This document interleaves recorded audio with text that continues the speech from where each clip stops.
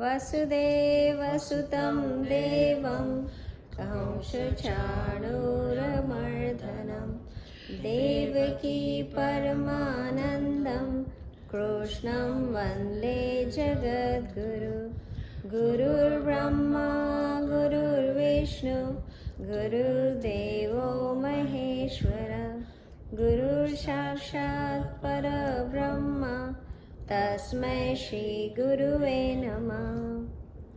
असतो मा सद्गमय तमसो मा ज्योतिर्गमय मृत्योर्मा अमृतं गमय। ॐ शान्ति शान्ति शान्तिः। ॐ सहना भवतु सहनौ भुनक्तु सह वीर्यं करवावहै तेजस्विनावधीतमस्तु मा विद्विषावहै। ॐ शान्ति शान्ति शान्तिः। ॐ पूर्णमदः पूर्णमिदं पूर्णात् पूर्णमुदच्यते पूर्णस्य पूर्णमादाय पूर्णमेवावशिष्यते। Okay guys, so today it was a little bit reverse action that we're going to be taking, right? You're going to be teaching me what you learned, right? You remember that? So you guys are going to be teaching me what you learned. There were actually 2 topics that I gave to your parents and said to share with you. One was like either you can make summary of chapter 2 and tell me what you got or what you learned from it, or you can do any other topic, or you can do how chapter 2 will impact your decision making, right? So anything, whatever you got out of chapter 2. So you're going to be teaching me chapter 2 today, right? Are you guys ready? Or any other topic that you like. I'm okay with any other topic that you want to discuss. So who wants to go first? Karnu, you want to go first? Awesome. Let's start with you.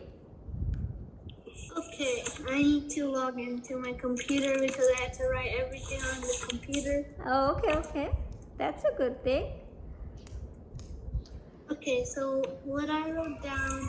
guys, you have to be little louder, okay, when you speak, because then it's coming through the Zoom and I want to hear, and every kid has to hear what other people say. And we can ask questions to each other, okay, guys? Okay, go ahead, Karnu. Yes, ma'am.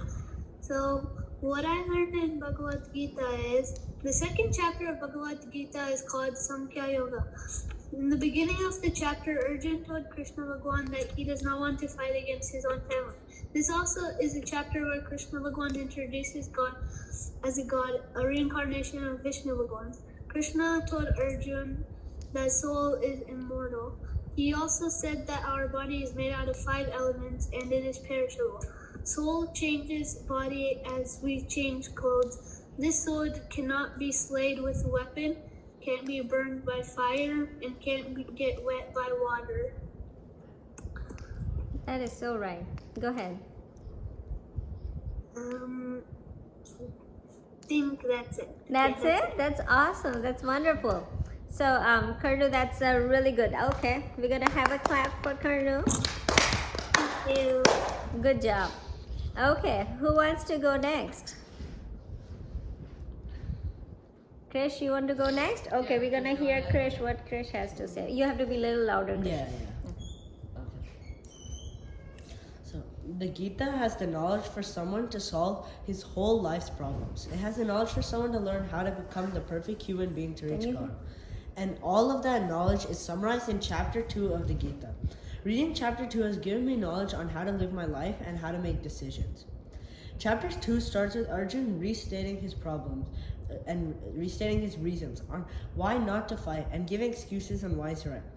At chapter 2, Shlok 7, Arjun surrenders to Krishna.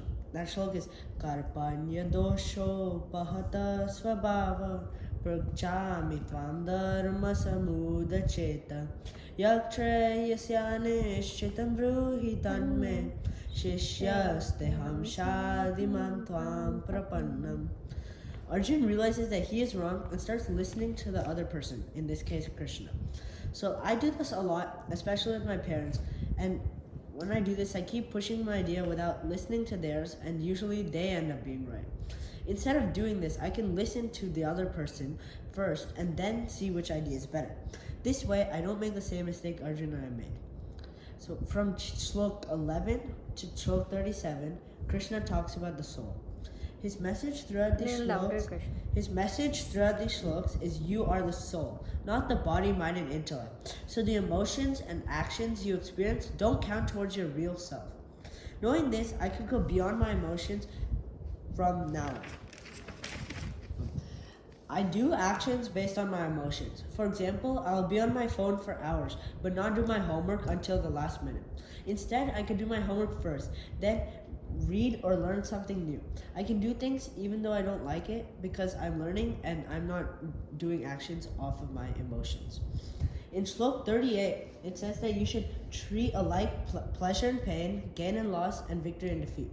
That Shlok is Sukha Dukkhe Same Krutva Labha Labho Jaya Jaya Tato Yuddhaya Yujyasva Nevam Papam Avapsyasi.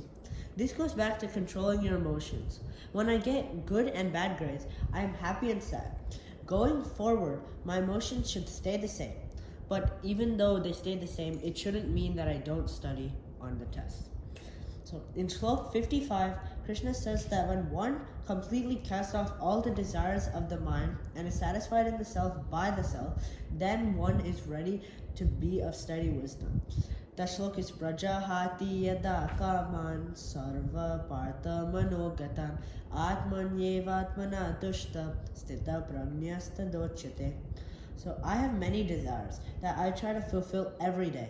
Some of them are eating sweets, playing video games, and watching shows. If I could cast them off, then I wouldn't have the urge to do these things, and I wouldn't waste time to get pleasure in the self by the self. I can start looking inward for everlasting pleasure instead of getting momentary pleasure by doing these desires. Now, in Shlok 70, Krishna says, when one is surrounded by objects of enjoyment but still attains peace, he does not desire objects. That Shlok is Apuryamana Machalam Pratishtam Samudramapa Pravishanti Advat Tadvat Kamayam Pravishanti Sarve Sashantim Abnoti Nakama Kami. Similar to Shlok 55, Krishna says one needs to leave his desires even if he is surrounded by them. Every day I'm surrounded by desires and give in to them. So instead, I need to cast off these desires but also not go back when I'm surrounded by them from now on. Overall, chapter 2 of the Gita is filled with knowledge on how to reach God. The information can be read, but now, once I've read the information, I need to experience the information given in real life. Some ways are to cast off my desires and not let my emotions control my life. I can do these by picking good over pleasure every time I'm about to give in. Okay, good. Did you guys hear him? Was the voice clear? Oh, okay. Any questions for Krish on that? So, Krish, my question is only one. So it's a lot of learning. When are we going to start practicing it? That's the point. That's the plan? Okay. So we have to start practicing it now. There is knowledge. the Okay, point who of wants to writing go this? next? Sane, you want to go next? Sane, Shaisha, how about we give Shaisha a chance? And then we will give Sane a chance. Okay, Shaisha, go first. Right. So in chapter 2 of the Bhagavad Gita, we learned about Sthita Prajna, giving up desires, the 8 steps of destruction, and the 3 gunas. In this paper, I'll be talking about all of them. First off is Sthita Prajna. Sthita Prajna states that you should retain knowledge. This means that you should not forget knowledge as you learn and that it should stay with you. Second off, we have giving up desires. A person should be without ego. You must let your desires flow through you, and when happening, you should stay undisturbed. Third, we have the 8 steps of destruction. The list Bhagavad Gita says the list as this: keep dwelling on worldly objects, attachment to worldly things, desire for worldly objects, greed, anger, loss of knowledge, intellect fails, and destruction. For this not to happen, you must control your senses.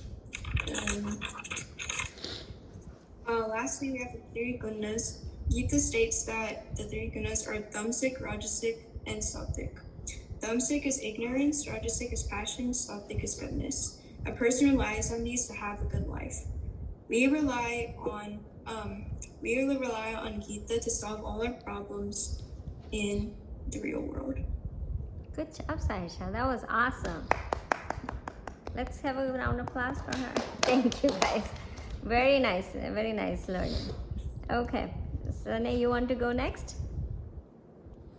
Sure. Okay. Okay. In chapter 2 of the Bhagavad Gita, there are many important things that are discussed in the 72 shlokas.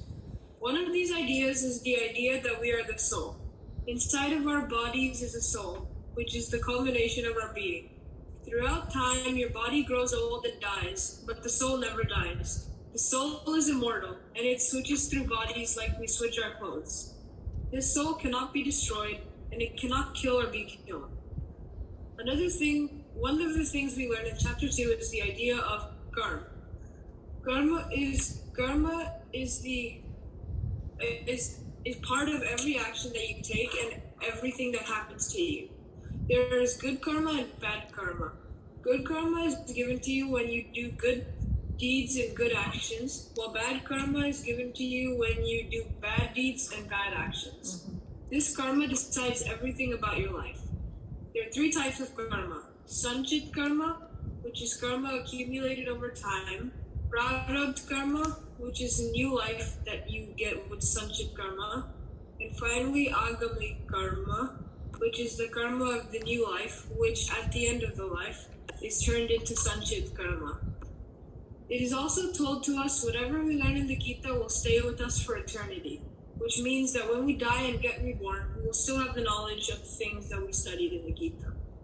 In chapter 2, we learn about how you should do your duty. We learn that when you do a task, you should not do it for any reward or any results, and you should just do the task with no thoughts on the result. Since we have no control over the result of the action, we should not do the action for the results.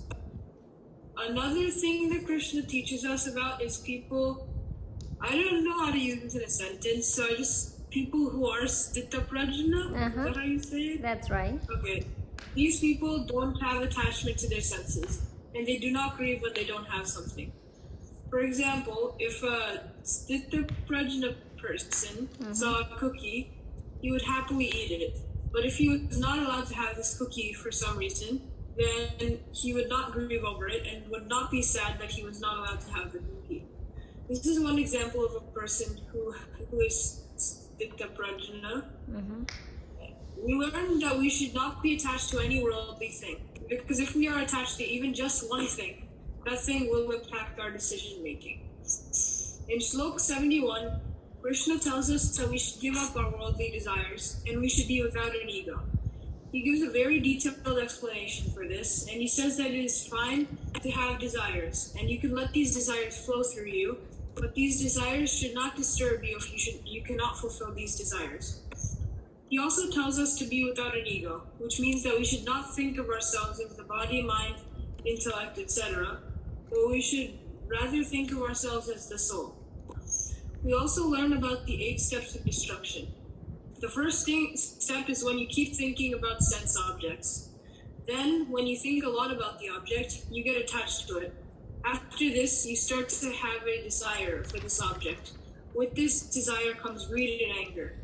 You have greed because you want this thing so bad, so you become greedy, and you get angry if you don't get this thing.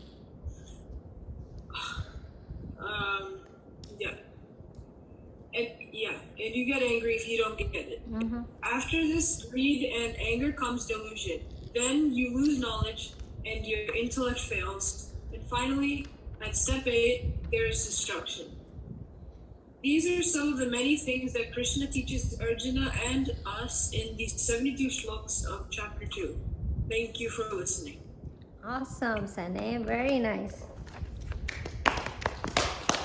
That was really good. Okay, who wants to go next?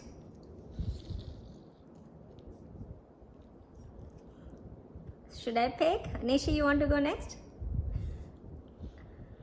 Sure. Okay. I can saw I your just finger start? like this, so I'm like, okay, you are ready. What? I saw your fingers like this, so I'm like, okay, you are ready.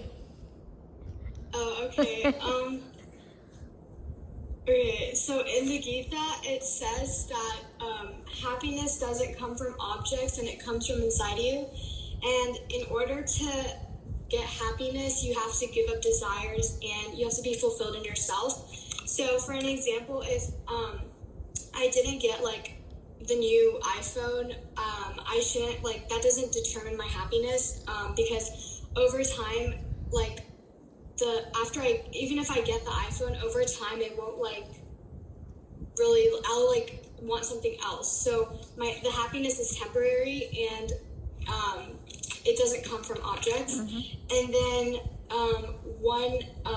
and then the units of happiness, I don't know if this is right, but you have to be young, educated, moral, strong, good job or grades, and you have to be wealthy. And that's temporary, right? Everything is temporary. Yeah, then, that's temporary. So happiness doesn't help you with that temporary happiness, right? Yeah. Go ahead. That was Yeah, but a great learning on that you know the desires are, but good job. Like, you know, you have to give up, you have to focus inside rather than outside objects. So great job on that. Okay, who goes next? Thank you.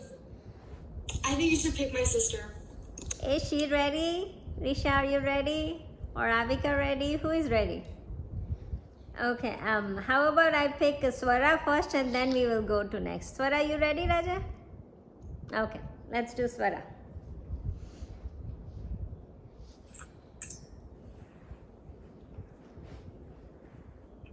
Today I'm going to talk about desires and happiness. The 4 steps to being happy are body, mind, intellect, and the environment.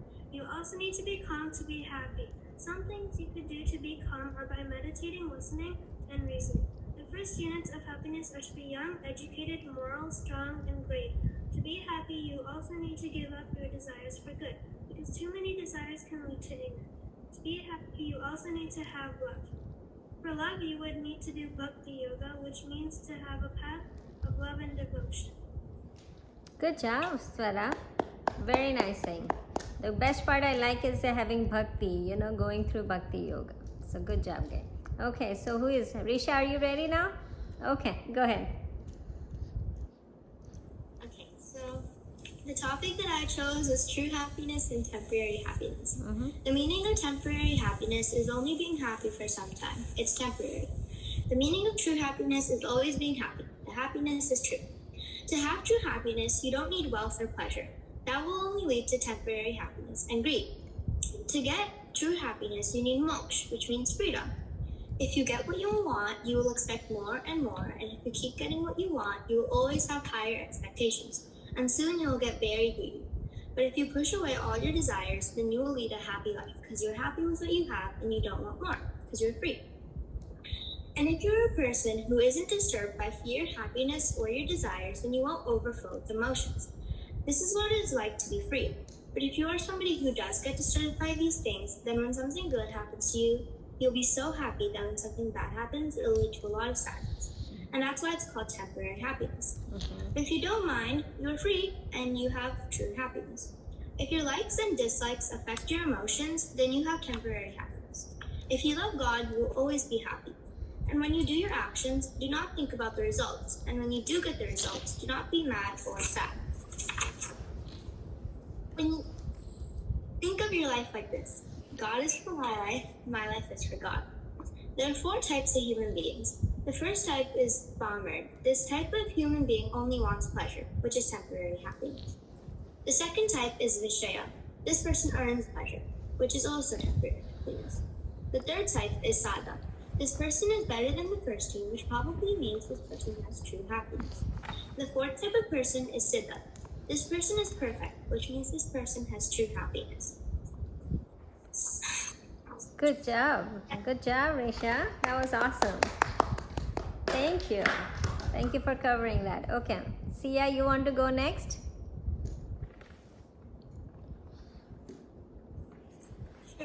Sure.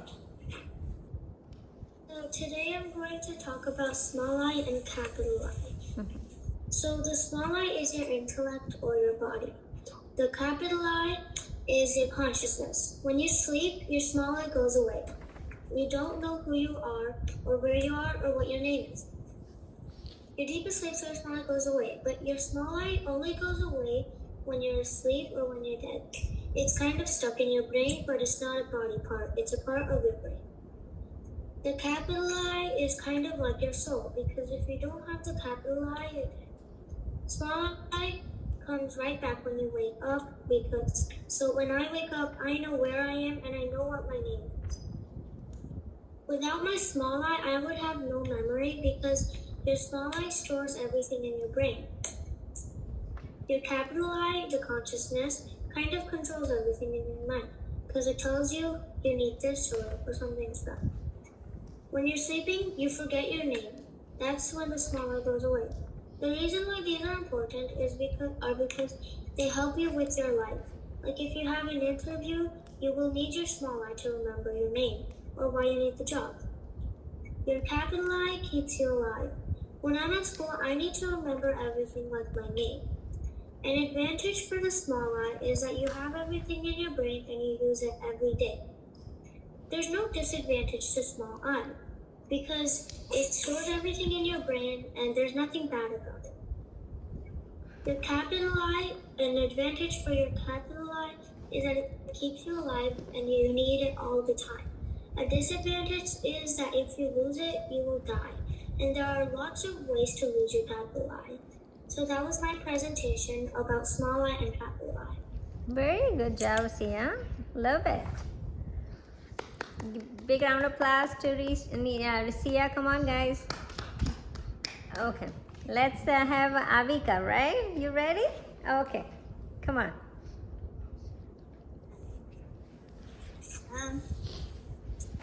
My topic is the 4 yogas. So the 4 yogas are Karma Yoga, Jnana Yoga, Bhakti Yoga, and Dhyana Yoga. Karma Yoga means your actions and what you do. Jnana Yoga means your knowledge and what you know. Bhakti Yoga means praying and talking to God. And Dhyana Yoga means meditation and calming down.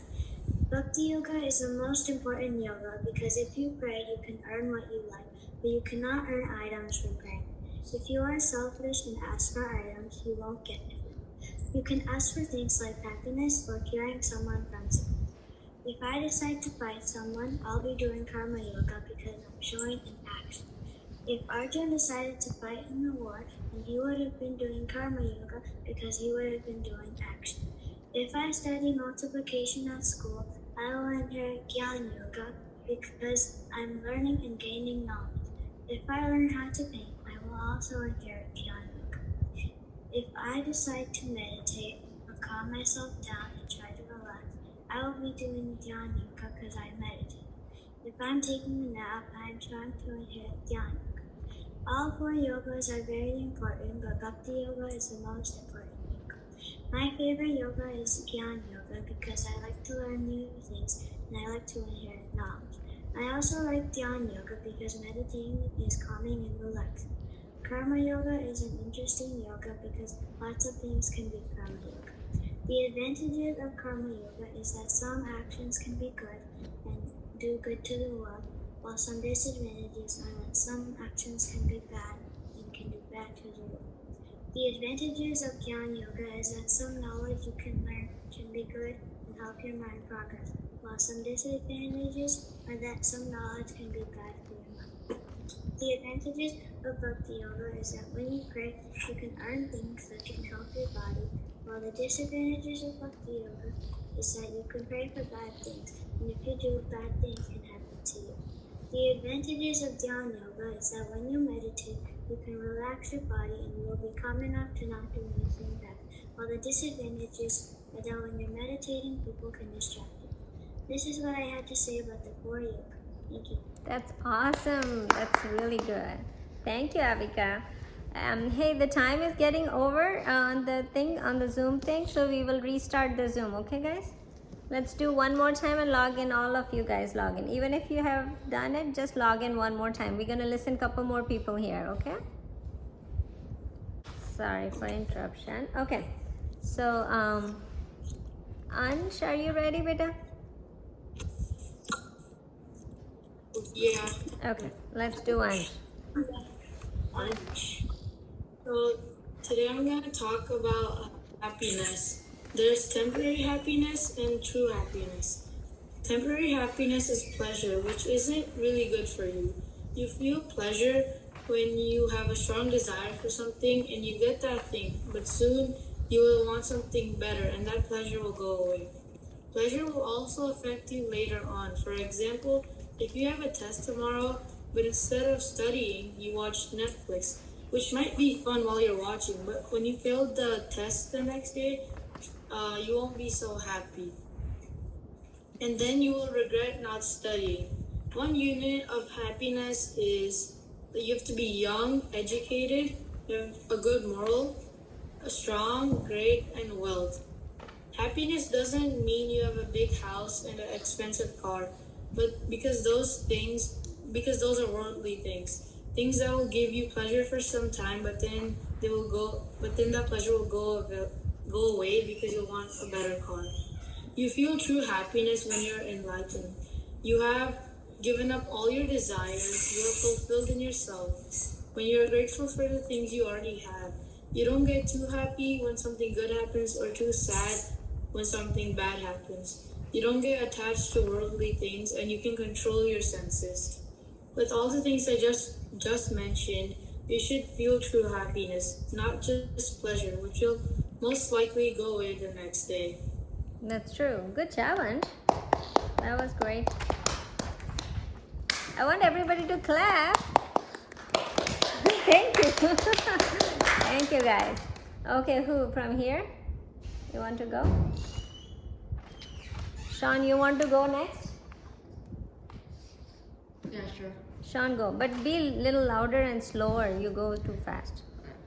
The second chapter was a summary of the Gita, which was divided into 4 sections. Little louder. Arjun surrendering to Lord Krishna, what are we, or knowledge about self, Karma Yoga, and what is the difference between enlightened and non-enlightened people. The part that influenced me the most was the spiritual practices that Krishna Bhagavan said in Slok 47.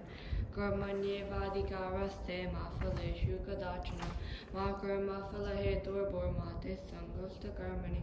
Says in the slok that you have right to do action, you don't have the right on the results, and no action should be done depending on the results, and when the actions are not in your hand, you shouldn't stop doing the action. Slok 47 will help me make decisions in my daily life, because when I play a basketball game and my teammates and I start playing fast, I look at the scoreboard, which are the results, and I see that my team is losing. I start to get frustrated and I don't put 100%. Little louder, Sean. 100% energy in the rest of the game, and we lose even though we could make a comeback. Some ways I could use this slok in my daily life is by not looking at the results and remembering that I only have control on the action and not my results. Continuing from the things he said in Slok 47, Krishna says that be even-minded in success and failure in Slok 48. Yogaste guru karmani sangam takta dhananjaya siddhya siddhya samabhutva samatvam yoga uchyate. I can also use this slok in my daily life, because even if I get a bad grade, then I have to be even-minded in failure, and what matters is the effort. Also, when Krishna was explaining the differences between unenlightened and enlightened people, he says in Slok 47, Ya sarvatana vishnehas Little louder, Nino. prapya shubha shubham na binandanti na dveshti tasya pragna pratishtata. It says he who is not attached to anything, neither rejoices nor recoils. His mind is stable. In this slok, I learned that if you are not attached to anything, then your mind is stable. So if I win or lose in a game, then my mind should be stable instead of getting happy when I win and getting sad when I lose. This slok is telling me to have an even mind. Overall, the three main parts I learned in chapter 2 of the Gita was to do the action and not look at the results, to have a stable mind, and to not give in to desires. These 3 points are very important. Our 5 senses also connect us to the outside world, but we need to know when to close them. We shouldn't give into desires because they only lead to happiness momentarily. Chapter 2 also teaches me how to get happiness forever by devoting everything to God and giving up all desires. Good job, Sean. Did you guys get to hear him? Okay. You ready, Reha? Okay. Reha is going next. You have to be a little louder. Okay. So one thing that I learned a lot from chapter 2 is basically just focusing on sloks 54 through 56. And my points are very similar to Sean, what kind of everyone else has talked about. Just having like a steady mind and giving up all of like the desires, and that just when you have a desire, your happiness is just always relying on that.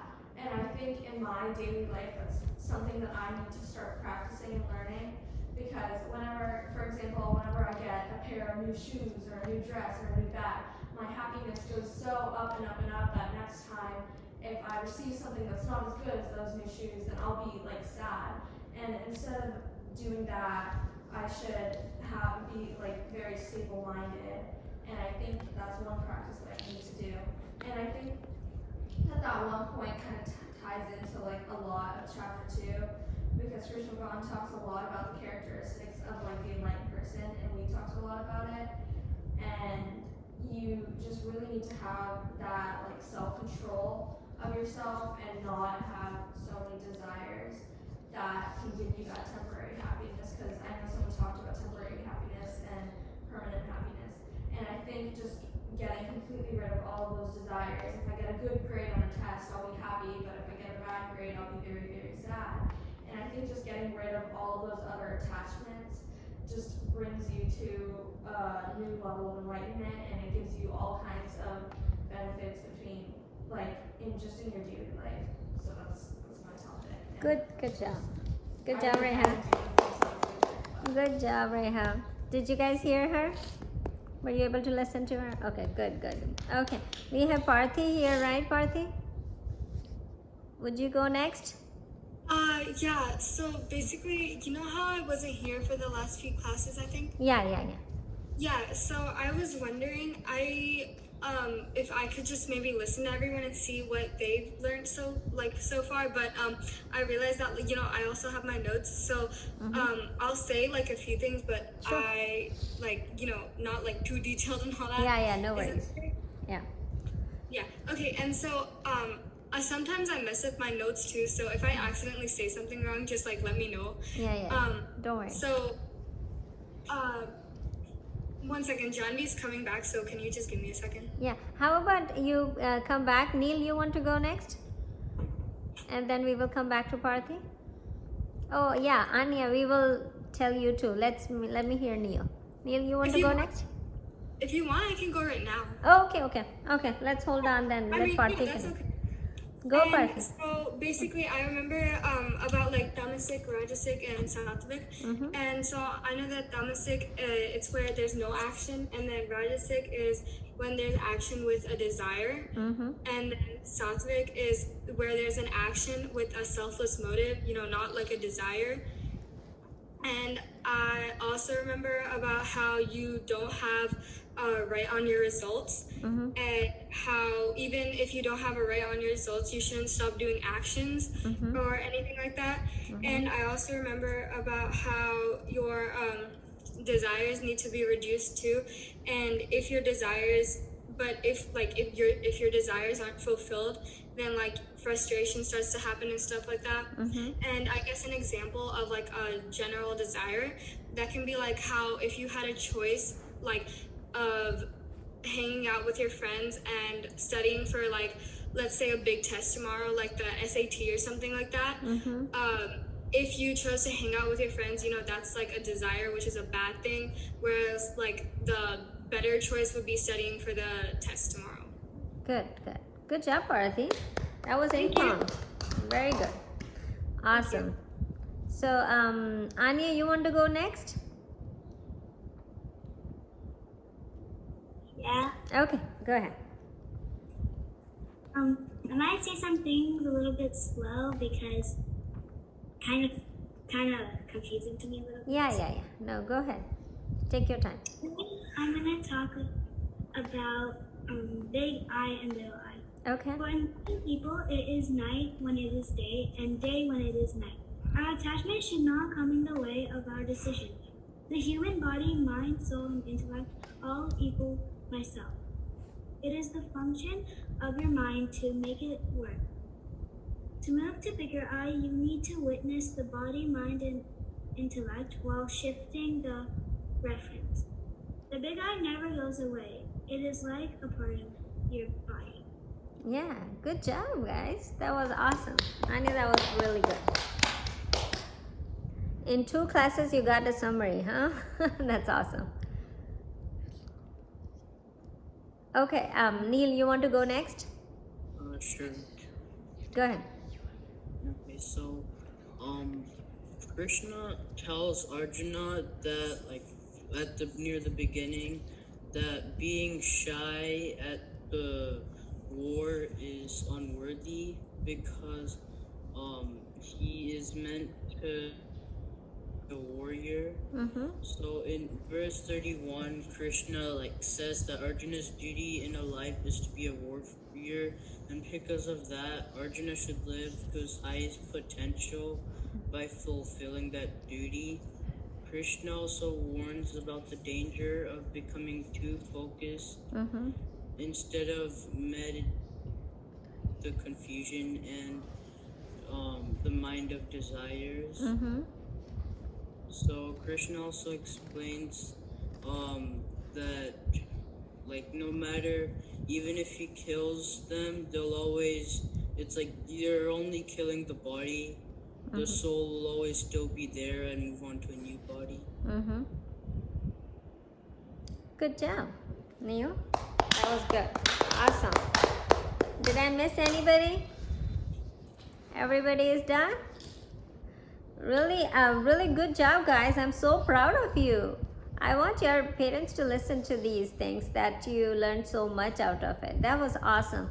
Guys, you know, I know that chapter 2 was a big chapter, right? 72 verses we did, and it was so much into it. But think about that. You now know Gita by knowing chapter 2 because it was a summary, right?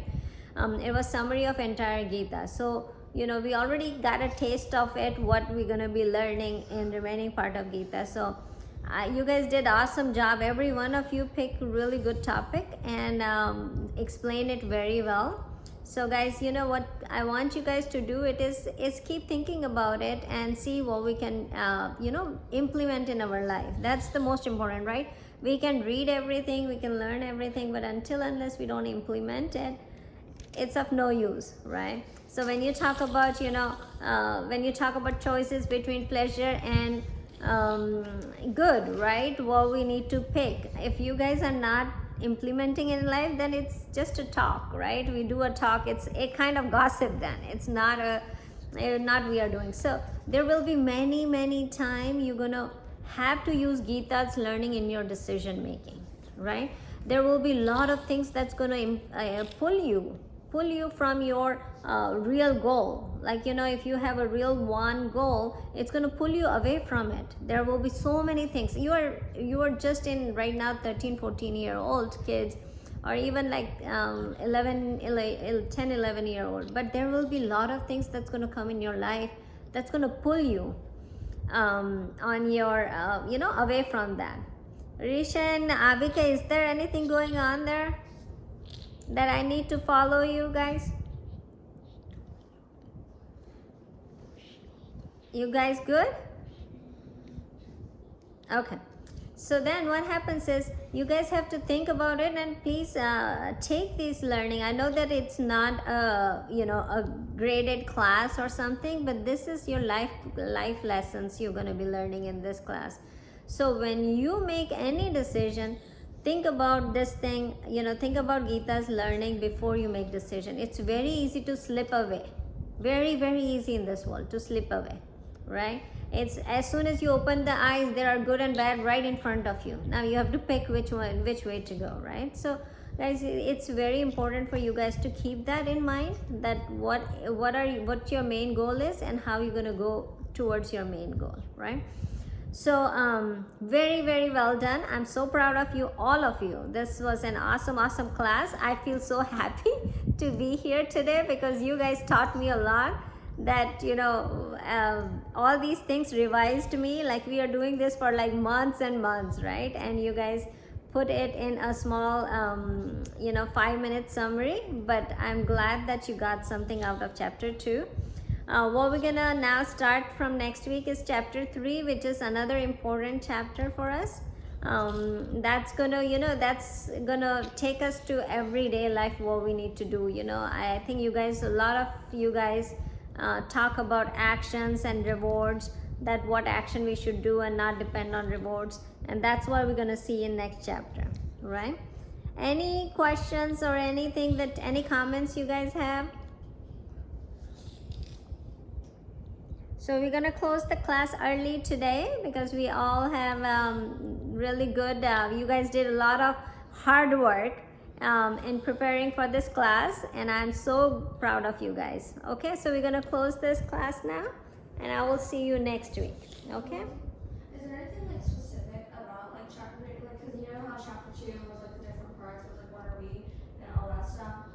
And is there anything like that in chapter 3, or are we gonna go around? Yeah. Next week we will go, but chapter 3 is all karma yoga. So chapter 3 will tell you what action you should be doing every day. So karma yoga is going to be very close to us, as she asked the question, because it's the thing that every household means we are, right?